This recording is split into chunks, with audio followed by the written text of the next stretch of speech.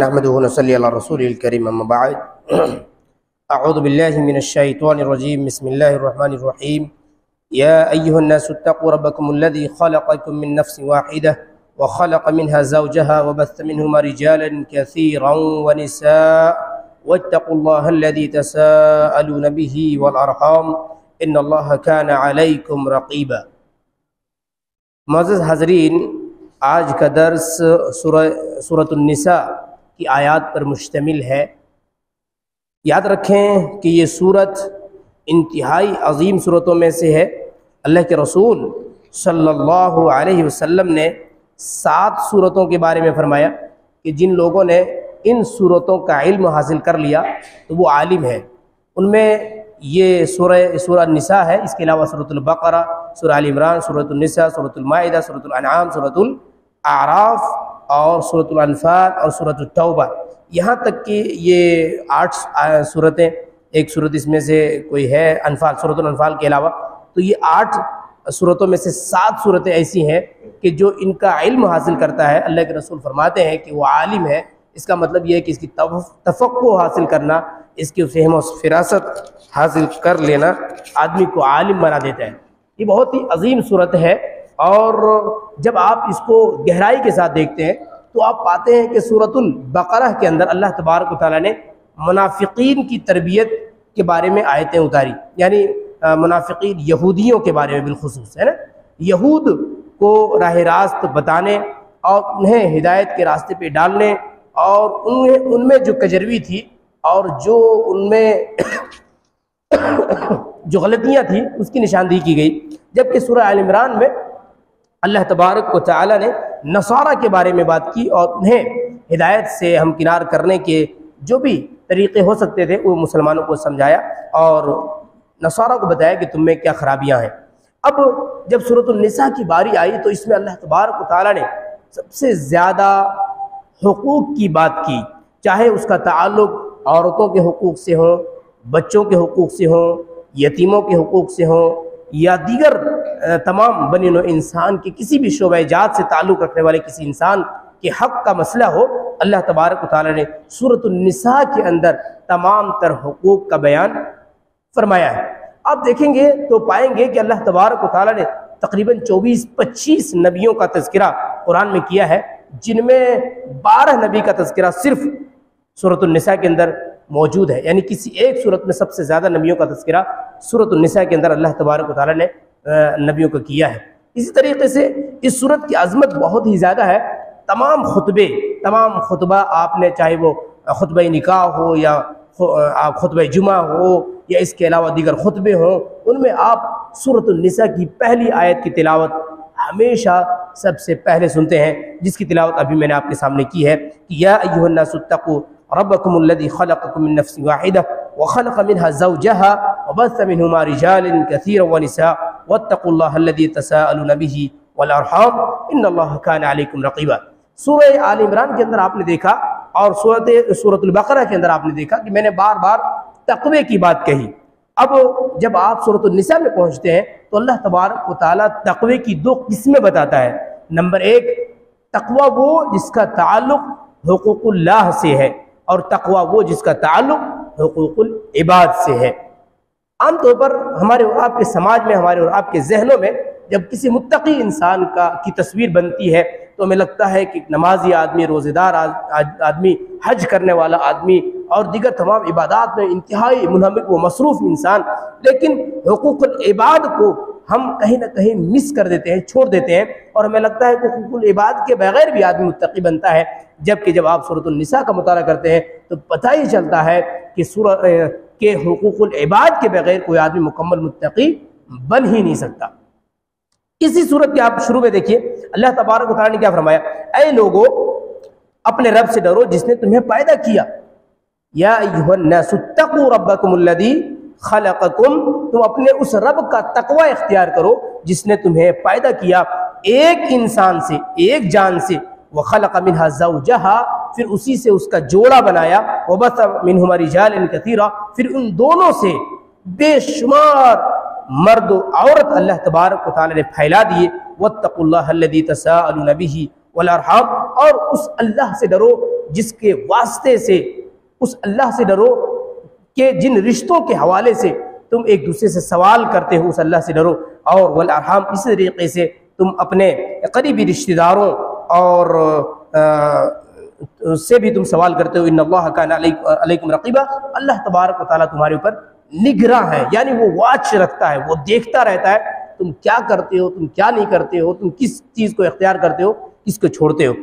اس صورت کی بڑی خوبی یہ ہے کہ حقوق العباد میں سب سے بڑا مسئلہ جس کے بارے میں اہل علم نے کہا کہ نصف علم جو ہے وہ کیا ہے، وہ علم الفرائض ہے، یعنی میراث کا علم حاصل کرنا یہ نصف علم ہے، پورے شریعت کا نصف ہے۔ اتنا بڑا علم، اس کا تذکرہ، اس کے پورے مسائل، اس کے تمام جزئیات، اس کی تمام کیفیات، اس کے تمام تر اصول اور ضابطے سورۃ النساء میں اللہ تبارک و تعالیٰ نے بیان کیا۔ اچھا، یہ سورت جن ماحول میں نازل ہوئی اس کو بھی ذرا دیکھنے کی ضرورت ہے۔ یہ تقریباً سن 3 ہجری کے آس پاس میں اس سورت کا بیشتر حصہ نازل ہوتا ہے، اور یہ سن 3 ہجری کب ہے؟ یہ غزوہ احد کے بعد کا موقع ہے۔ سن 3 ہجری میں غزوہ احد کے بعد کا موقع ہے، جہاں پہ بہت سارے صحابہ کرام شہید ہو گئے تھے، یتیم بچوں، بیوہ عورتوں، اور سماجی اور معاشی اور تہذیب و تمدن اور تمام مسائل کا ایک انبار کھڑا تھا۔ اللہ تبارک و تعالیٰ نے اس صورت میں ان تمام کا تذکرہ کیا، یتیموں کے مالوں کے بارے میں تذکرہ کیا، میراث کے بارے میں تذکرہ کیا، مرد کا وارث کون کون ہوتا ہے، عورت کا وارث کون کون ہوتا ہے، مردوں کا مال کون سا ہے، عورتوں کا مال کون سا ہے، کس یتیموں کا رکھوالا کون ہوگا، ان کے مال کی حفاظت کیسے ہوگی، تمام مسائل کو اللہ تبارک و تعالیٰ نے بیان کیا، اور میراث کی تقسیم کی ایسی جامع تصویر کی کشی کی ہے، اور ایسے جامع اصول بیان کی ہے کہ آپ کوئی بھی مسئلہ لے آؤ، ان تمام مسئلوں کا حل سورۃ النساء کی آیات میں ہم اور آپ کو مل جاتا ہے۔ اور آپ کو ایک بات بتاؤں بڑی حیرت انگیز ہے کہ شریعت کے جتنے بھی مسائل ہیں اس کی زیادہ تر تفصیلات آپ کو کہاں ملتی ہے؟ احادیث میں ملتی ہے، لیکن جب میراث کا باب آتا ہے تو اس کی تفصیلات کہاں ملتی ہے؟ قرآن میں ملتی ہے، اور قرآن کی کس صورت میں؟ سورۃ النساء کے اندر ملتی ہے۔ آپ جب بھی آپ میراث کی بات کریں گے، تقسیم کے بارے میں، تو آپ کو جو دلیلیں ملیں گی وہ احادیث کے حوالے سے نہیں ملیں گی، قرآن کی آیات کے حوالے سے ملیں گی۔ یہ اس صورت کی عظمت ہے، اس صورت میں کن لوگوں کا توبہ قبول ہوتا ہے، کن کا توبہ قبول نہیں ہوتا ہے، اس کی پوری تصویر کشی کی گئی ہے۔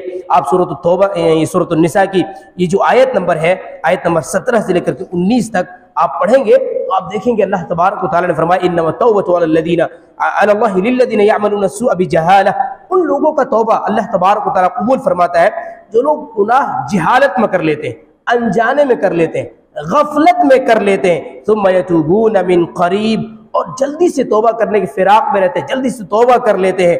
فرمایا فاولئک یتوب اللہ علیہم، ان کا توبہ اللہ تبارک و تعالیٰ پکا قبول کرتا ہے۔ فرمایا وکان اللہ علیما حکیما، اللہ جاننے والا، اللہ حکمت والا ہے۔ تو یہ تو پتہ چل گیا کہ ان کا توبہ قابل قبول ہے، لیکن کن لوگوں کا توبہ قابل قبول نہیں ہے اس کا بھی تذکرہ اللہ نے فرمایا۔ فرمایا ولیست التوبۃ للذین یعملون السیئات حتی اذا حضر احدهم الموت، ان لوگوں کا توبہ ہی نہیں ہے جو لوگ توبہ اس وقت کرتے ہیں کہ پوری زندگی گناہ کرتے رہتے ہیں یہاں تک کہ جب موت کو اپنی آنکھوں سے دیکھ لیتے ہیں تو وہ کہتے ہیں اللہ توبہ اللہ توبہ، اب معافی مانگنے لگتے ہیں۔ اللہ تبارک و تعالیٰ فرماتا ہے کہ ایسے لوگوں کا توبہ نہیں۔ قال انی، وہ آدمی کیا کہتا ہے؟ انی تبت الآن، اب میں توبہ کر رہا ہوں۔ وللذین، اور نہ ہی ان لوگوں کا توبہ قابل قبول ہے یموتون وہم کفار، جو حالت کفر میں مر جاتے ہیں، اللہ ان کا توبہ بھی قبول نہیں فرماتا۔ اولئک اعتدنا لهم عذابا الیما، یہ وہ لوگ ہیں جن کے لیے ہم نے دردناک عذاب تیار کر کے رکھا ہوا ہے۔ لہذا اللہ تبارک و تعالیٰ نے اس آیت میں ہمارے اور آپ کے سامنے یہ پیش کر دیا کہ کن لوگوں کو توبہ قابل قبول ہے اور کن لوگوں کا توبہ قابل قبول نہیں۔ اس صورت کی ایک اور عظمت یہ ہے کہ اللہ تبارک و تعالیٰ نے وہ جو محترم رشتے ہیں نا، وہ جو مقدس رشتے ہیں جن سے نکاح کرنا جائز نہیں ہے، یعنی جن کا احترام ہر حال میں کیا جائے گا، ان کو کبھی بھی بیوی کے طور پر اپنے نکاح اور اپنے عقد میں لینا جائز نہیں ہے، اللہ تبارک و تعالیٰ نے اس کی فہرست بیان کر دی ہے پوری تفصیلات کے ساتھ۔ اللہ اکبر۔ اور یہ کون سی آیت ہے؟ یہ سورۃ النساء کی آیت نمبر 23 ہے 23۔ جب آپ اس آیت کو دیکھیں گے اللہ تبارک و تعالیٰ شروعات کرتا حرمت علیکم امہاتکم، اس سے پہلے کی آیت آپ دیکھیں گے وَلَا تَنكِحُوا مَا نَكَحَ آبَاؤُكُم مِّنَ النِّسَاءِ إِلَّا مَا قَدْ سَلَفَ، یہاں سے آغاز ہوتا ہے اور اس کے بعد دوسری آیت آ جاتی ہے 23ویں آیت جو ہے حرمت علیکم امہاتکم وبناتکم واخواتکم وعماتکم وخالاتکم۔ کبھی موقع ملے تو سورۃ النساء کی آیت نمبر 23 کھول کر کے 22 اور 23 کھول کر کے دیکھیے کہ وہ کون سے رشتے ہیں جن سے ازدواجی تعلق قائم کرنا یا ازدواجی رشتہ بنانا جائز نہیں، بلکہ ان کا احترام اور ان کے رشتے کا تقدس ہمیشہ انسان کے ذہنوں میں اور ان کے نظروں کے سامنے ہونا چاہیے۔ پھر اللہ تبارک و تعالی نے مزید اس صورت میں بہت ساری عظیم باتیں بیان کی ہیں اور بڑی امید کی باتیں کی گئی۔ اس صورت کی خاص بات کیا ہے؟ اللہ تبارک و تعالی نے آخری درجے کی امید دلائی ہے لوگوں کی کامیابی کے لیے، یعنی آپ کامیاب ہو سکتے ہیں، آخری درجے تک کے انسان کو بتایا کہ تو بھی کامیاب ہو سکتا ہے۔ وہ کون لوگ ہیں؟ قرآن میں اللہ نے فرمایا، اور یہ جو آیت ہے یہ سورۃ النساء کی آیت نمبر 31 یعنی 31 ہے۔ فرمایا ان تجتنبوا کبائر ما تنہون عنہ نکفر عنکم سیئاتکم وندخلکم مدخلا کریما۔ فرمایا اگر تم ان بڑے بڑے گناہوں سے بچ جاؤ، ما تنہون جن سے تمہیں منع کیا گیا، جن سے تمہیں روکا گیا ہے، فرمایا عنہ نکفر عنکم سیئاتکم، تو ہم تمہارے تمام گناہوں کو معاف کر دیں گے۔ اللہ اکبر، کہ کبیرہ گناہوں سے اگر تم بچ جاؤ، کبیرہ گناہوں سے اگر تم بچنے کی کوشش کرو تو دیگر تمام گناہ ہم معاف کر دیں گے۔ فرمایا ندخلکم مدخلا کریما، اور ہم تمہیں باعزت داخلہ نصیب کریں گے۔ اور وہ باعزت داخلہ کیا ہے؟ جنت کے اندر داخلہ۔ معلوم یہ ہوا کہ اللہ تبارک و تعالی نے آخری درجے کی ہوپ اور امید انسانوں کو دی ہے کہ اگر کوئی آدمی بہت زیادہ کچھ نہیں کر پاتا، وہ کسی حد تک گناہوں سے بچتا ہے اور کبیرہ گناہوں سے بچتا ہے، تو وہ انسان جنت میں جا سکتا ہے اور اللہ تبارک و تعالیٰ کی معافی انہیں مل سکتے۔ اسی طریقے سے ایک اور امید اللہ نے تبارک و تعالیٰ نے دلائی، فرمایا ان اللہ لا یظلم مثقال ذرہ، اللہ تبارک و تعالیٰ ذرہ برابر کسی کے اوپر ظلم نہیں کرتا، ذرہ برابر بھی ظلم نہیں کرتا۔ فرمایا وَإِن تَكُ حَسَنَةً يُضَاعِفْهَا، اگر کوئی نیکی کرتا ہے اللہ تبارک و تعالیٰ اس کو ڈبل کر کے دیتا ہے، اس کو بڑھا کر کے دیتا ہے۔ فرمایا يُؤْتِي مِن لَّدُنْهُ أَجْرًا عَظِيمًا، اور اپنی جانب سے مزید بہت سارا اجر اللہ تبارک و تعالیٰ اسے عنایت فرماتا ہے۔ پتہ ہی چلا امید پہ امید اور بہت ہی زیادہ امید اور بہت ہی زیادہ خوشخبری رب ذوالجلال والاکرام اس صورت کے اندر اپنے بندوں کو سناتا ہے۔ اس طریقے سے ایک اور آیت ہے جس میں امید کی بات کی گئی، فرمایا ان اللہ لا یغفر ان یشرک بہ ویغفر ما دون ذلک لمن یشاء ومن یشرک باللہ فقد افترى اثما عظیما۔ فرمایا اللہ تبارک و تعالیٰ اس شخص کو معاف نہیں کرے گا، ان اللہ لا یغفر ان یشرک بہ، جو اللہ کے ساتھ شریک ٹھہراتا ہے، یعنی اللہ کے ساتھ شریک کرنے کو اللہ ہرگز معاف نہیں فرمائے گا۔ وَيَغْفِرُ مَا دُونَ ذَلِكَ لِمَن يَشَاءُ، اور شرک کے علاوہ جو بھی گناہ ہوگا جسے اللہ چاہے گا معاف کر دے گا۔ یعنی اللہ تبارک و تعالیٰ شرک کے علاوہ گناہوں کو اگر چاہے گا تو معاف کر دے گا۔ اگر چاہے گا کب چاہے گا؟ جب ہم نے شرک سے، کبیرہ گناہوں سے ہر ممکن طور پر اپنے آپ کو بچانے کی کوشش کی ہے، اللہ کو راضی کرنے کی کوشش کی ہے، تو اللہ تبارک و تعالیٰ ہمارے اور آپ کے گناہوں کو معاف کر دے گا۔ اس طریقے سے اور بھی امید کی آیتیں ہیں اس صورت کے اندر اور بڑی عظیم باتیں بیان کی گئی ہیں۔ ایک آخری بات عرض کر کے بات میں مکمل کرتا ہوں۔ اللہ تبارک و تعالیٰ نے فرمایا وَمَا أَرْسَلْنَا مِن رَّسُولٍ إِلَّا لِيُطَاعَ بِإِذْنِ اللَّهِ، ہم اور آپ یہ بات جانتے ہیں کہ اللہ کی اطاعت کی جائے گی، ہے نا، اور اللہ کے رسول صلی اللہ علیہ وسلم تمام رسولوں کی اطاعت اور ان کی اتباع کی جائے گی، ان پہ ایمان لایا جائے گا، رسول اللہ صلی اللہ علیہ وسلم کی اطاعت کی جائے گی۔ لیکن کیوں اور کیسے؟ یہ بنیاد رب ذوالجلال والاکرام نے اس صورت میں یہ سورۃ النساء کی آیت نمبر 43 کے اندر فرمایا، 64 یعنی 64 کے اندر فرمایا، کیا فرمایا؟ فرمایا کہ وَمَا أَرْسَلْنَا مِن رَّسُولٍ إِلَّا لِيُطَاعَ بِإِذْنِ اللَّهِ، ہم نے جو بھی رسول بھیجے ان کی اطاعت اللہ کی اجازت کے ساتھ کی جائے گی، یعنی اللہ کے حکم کے مطابق ان کی اطاعت کی جائے گی۔ فرمایا وَلَوْ أَنَّهُمْ إِذْ ظَلَمُوا، اور آگے کی آیت اور بھی ہے، لیکن سوال یہ ہے کہ چلو ایک بات میں سمجھانا چاہ رہا ہوں تھوڑا سا، تقلید کا مسئلہ کیا ہے۔ دیکھیے اللہ کی اطاعت اس اعتبار سے کہ وہ خالق کائنات ہے، مالک کائنات ہے، وہ ہمارا اور آپ کا رب ہے۔ نبی کے اطاعت اس لیے کہ اللہ نے حکم دیا، اللہ کی اجازت کے ساتھ، اللہ کے حکم کے ساتھ نبی کے اطاعت۔ صحابہ کرام رضی اللہ تعالی عنہم اجمعین نے جو اسوہ قائم کیا اللہ کی اطاعت کرنے کی، نبی کی اطاعت کرنے کی، اور جس طریقے پہ انہوں نے اللہ کے رسول صلی اللہ علیہ وسلم کے احکامات کو لیا، تو اللہ تبارک و تعالیٰ نے، اللہ کے رسول صلی اللہ علیہ وسلم نے اپنے صحابہ کو فرمایا یہ میرے جو صحابہ ہیں یہ ستاروں کے مانند ہیں، اور اپنے خلفائے راشدین کے بارے میں فرمایا کہ ان کی اقتداء کرو۔ پتہ یہ چلا کہ اللہ نے تو نبی کی اقتداء کرنے کا حکم دیا، نبی نے صحابہ کی اقتداء کے بارے میں بات کہی، لیکن اس کے بعد کا معاملہ کیا ہے؟ یہ تمام ہم نے امام بنائے، فلاں امام فلاں امام فلاں امام، کس نے بنایا امام؟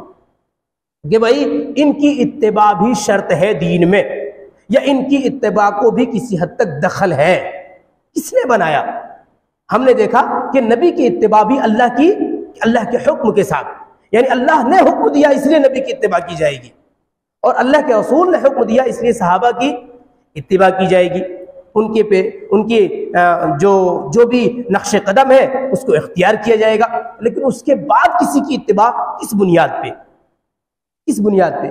کیا اللہ نے کوئی آیت نازل کی یا اللہ کے رسول صلی اللہ علیہ وسلم نے کوئی حدیث دی؟ نہیں، ہرگز نہیں۔